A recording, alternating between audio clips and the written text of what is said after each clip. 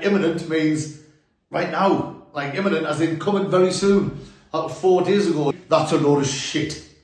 Right, hello everybody and welcome to my first video of pre-season, shall we say, although technically pre-season hasn't started yet. Paul's already done a couple of videos so far.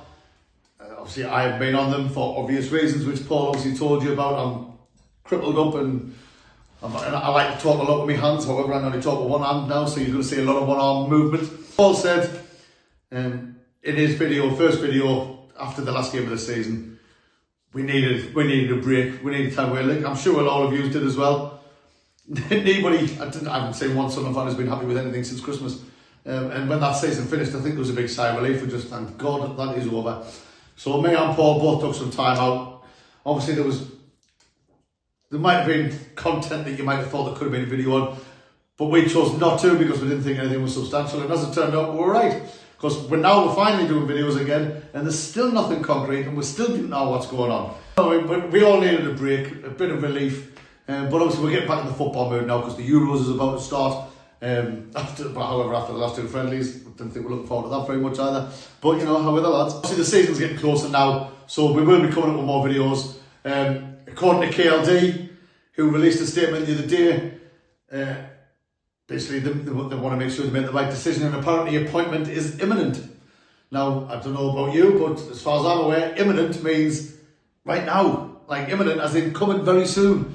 That was 4 days ago and we still haven't had the announcement. So maybe in KLD's home language, imminent means something different. And of course, with Jazzy and Steve in the channel, we're going to be doing more shirt giveaways. We'll have some shirts that are in, and we're going to be doing a video over the next few days, letting you know which shirts they are and how you can have your chance of winning one of them shirts. Right, let's get started with the big old question, the head coach search. Still need further forward. Obviously, we're being linked with every man and the dog, as always. The list of every day, the list changes on the Sky Bet odds and all that crap.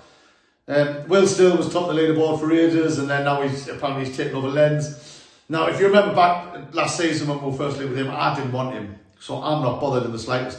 I didn't want him then, I didn't want him now. He came around. I don't think it was a case of he's turned us down as such. He was in the northeast, he was looking for places to live. He had the contract in his hand. I think, and this is just me speculating before anyone starts having a go or get on a rampage and start killing things, I think the reason why it took so long or why in the end he's decided not to is because Speakman and KLD possibly, or just Speakman, is insisting that whoever the new head coach is has to work alongside the backroom staff that we already have in place. Now for me, that's a load of shit. We can't have that happening. I'll be furious if that does happen, just like I'm sure many of you will be furious as well. Over the last however many head coaches we've had, where it's all went tits up, we've had the same backroom staff. They are the common denominator on why things are slipping and sliding. If you bring in a new head coach, he brings in his staff. It's as simple as that. And it needs to happen that way. If we get a new head coach and we're keeping Dodds and friggin' Proctor and all that, then it's just proven what people have been saying for God knows how long, and the head coach is not, he's just he's in the hot seat as a yes man and to take all the slack off the press and off the fans. Speakman, you need to let them go or demote them back down to what level they should be at, maybe the under 21s or something like that. But if we get a head coach in, he has to bring his own stuff in. It is as simple as that. And if you bring in a head coach, even if it's someone spectacular that we want, you have to let him bring in his own stuff. It's as simple as that. Let's say, KLD made that announcement saying something's going to be imminent. Now it's been said. Will Still's out the frame now.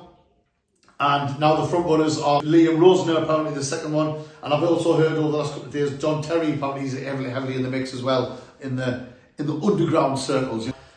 John Terry hasn't really had a manager's job yet. I know we all know he applied for the job after Lee Johnson, but they decided not to go with him because he didn't have experience. So we brought in, who did we bring in after him? I can't even remember, that was that long ago. Oh, was it Alex Neil? Alex Neil, he did a wonderful job getting us up. But anyway, John Terry's name's in the mix again apparently. But Liam Rosner, I wouldn't be too I wouldn't be too bothered with. He did a good job at Hull, getting them what they've just missed out in the playoffs. He's a young manager, probably fits the bill what they're going for. But out of them three, Pascal Jansen would be the man for me. Now, because I've said that, by the end of the night, or by the time you see this video, he'll be out and running. It's just sod's law. He's got a decent record. He's 51-year-old. He looks like a cross between Pep Guardiola and Jamal from the shop around the corner of mine.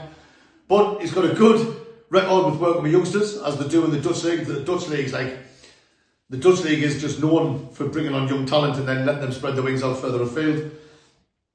His last 2 clubs, he's got brilliant win percentages, both over 50% in the win percentages.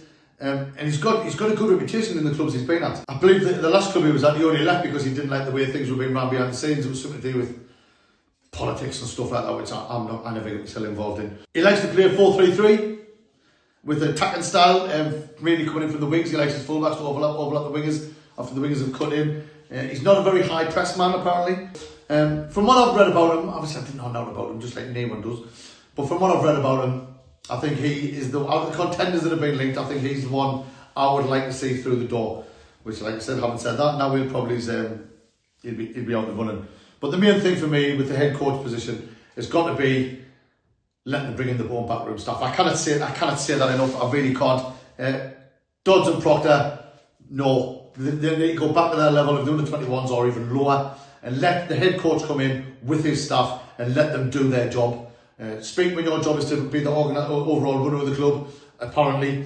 So do your job, bring someone in so then he can manage the club with his staff the way he wants to do it.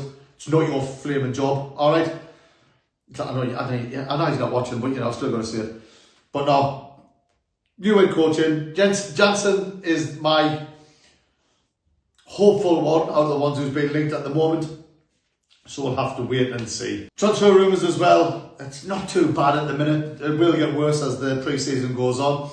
Out from us, the only main one has really been Job. Job's been heavily linked with Spurs and heavily linked with Crystal Palace. Like I say, I never believe Nout. Everyone gets linked with loads of people. I mean, you know what I mean? Job's going to always have heat around him because of his brother and how well he's doing. But yeah, Spurs and Crystal Palace are supposed to be in for Job. We'll have to wait and see if anything, whatever comes out of that, we'll do a video and we'll let you know. Everything's quiet on the Clark front, everything's quiet on the Trey Hume front, everything's quiet on the Chris Rigg front, Dan Ballard front. I think it's because we haven't got a head coach. I think a lot of players are waiting to see who we appoint. Their first meetings with them before they make any decisions on whether they're going to stay or whether they're going to go. Which obviously it's a key part. You want to know who you're going to be working for before you make commitments to the club you're currently at. Speaking of Dan Ballard and Trey Hume on international duty last night. They had a cracking opening few minutes. Then after that it didn't go very well. But Dan Ballard on the score sheet for Northern Ireland in the second minute. Beautiful, beautiful header. And it was good to see him and Trey Hume celebrating it. Got caught on camera afterwards. I mean, the result went slightly different with Spain coming away 5-1 winners. But Dan Ballard still got player of the match for his team anyway. And he popped up with a goal. So well done, Big Dan. Sort of going back to the transfer rumours. Coming in, we're still linked with Josh Murphy, who's been released who's let his contract run out at Oxford after scoring 2 goals to get Oxford promoted to the Championship. And also a new one today, Scott Twine has been released from Burnley. And apparently Birmingham, Bristol City and us are in the running to try and sign Scott Twine. Now that one's fresh. I don't know very much in the details about it. However, I'll have Scott Twine tomorrow. We've been linked with him in the past. And me and Paul have raved about how good of a player he is in the past. And I'd gladly have him in the club. I think he'd be a brilliant, brilliant addition to the squad.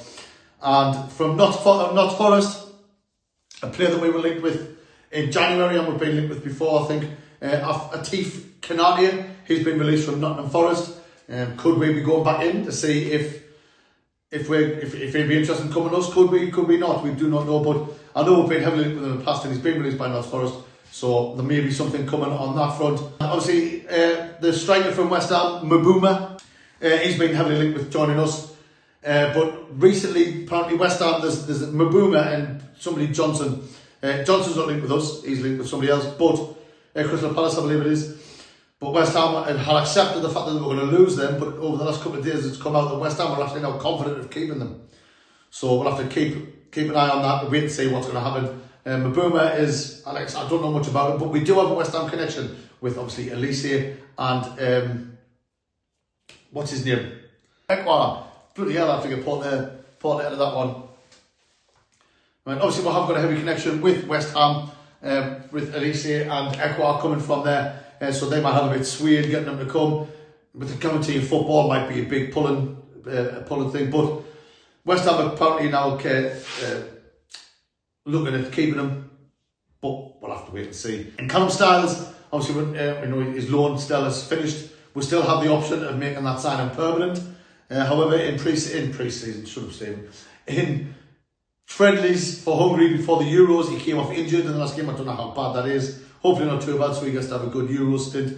But I don't know if I would pursue the permanent signing of Callum Styles, because, you know, although I think he did all right, I think we should be looking at stronger players than him if we're going to look at progressing like what we all want, and what apparently Speakman and that wanted last season when they predicted the automatics. Bloody morons, I tell you.